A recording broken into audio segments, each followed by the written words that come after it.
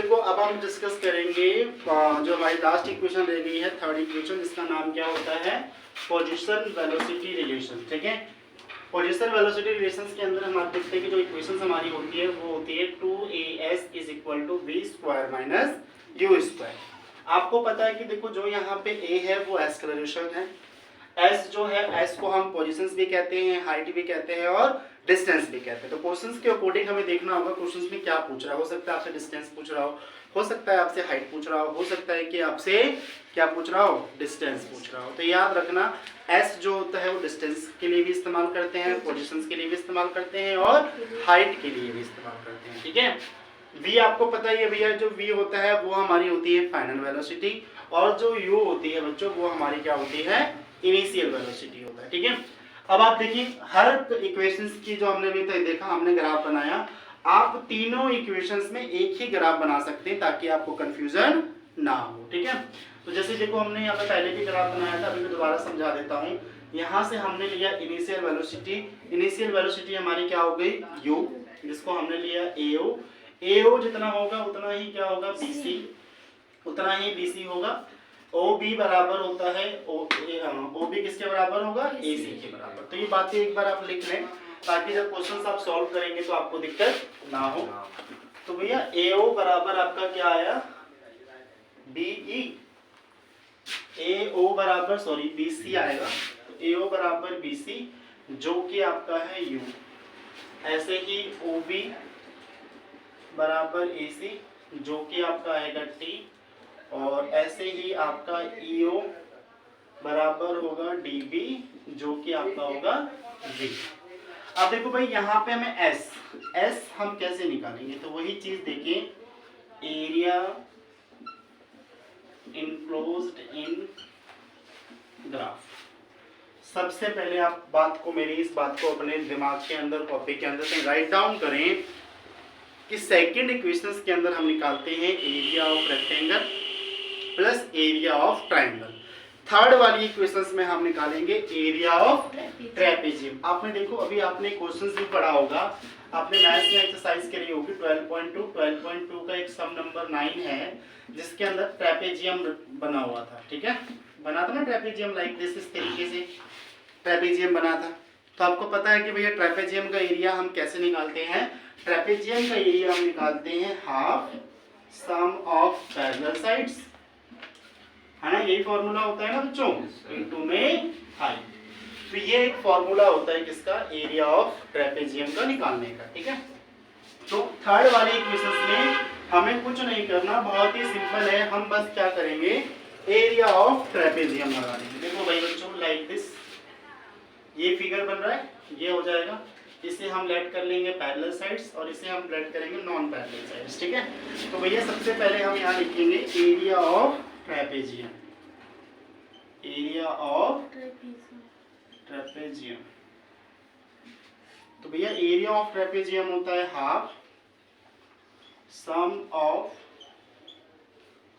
Parallel sides into में height. तो यहाँ लिख दिया half sum of parallel sides. तो पैरेलल साइड्स में आपके पास क्या आएगा, AO plus DB, AO plus DB, और हाइट आपका आ जाएगा AC। क्लियर, तो S is equal to half हुआ AO की वैल्यू क्या हो गई U, और इसकी वैल्यू क्या हो गई V, और हाइट कितना आ गया T। तो भैया यहाँ से अब एक चीज देखिए, हमारे पास निकल कर आया S is equal to V plus U into में हाफ भी है और क्या है इंटू में T। अब देखो भैया हाफ इधर है तो इसको इधर भेज दो, तो ये बना 2S V plus U into में T। अब एक बात बताओ, थर्ड इक्वेशंस में कहीं T नजर आ रहा है क्या? no. अरे कहीं T दिख रहा है बच्चों आपको, यहाँ पे नहीं दिख रहा ना, इसका मतलब हमें T को हटाना है, हमें तो T चाहिए नहीं ना।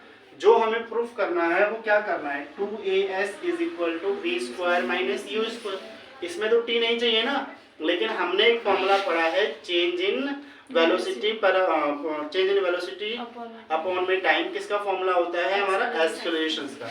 तो आप यहाँ लिखोगे we know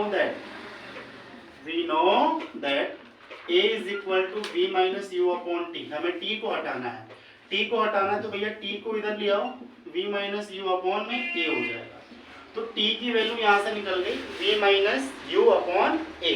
क्या निकल गई?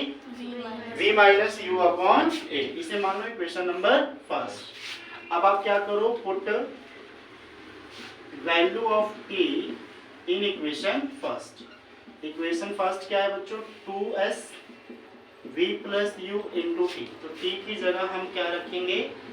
v प्लस यू, t की जगह आ जाएगा v minus U upon a। इधर डिवाइड का है ना, जब a इधर डिवाइड कर इधर आके मल्टीप्लाई हो जाएगा तो 2as v plus you v minus you.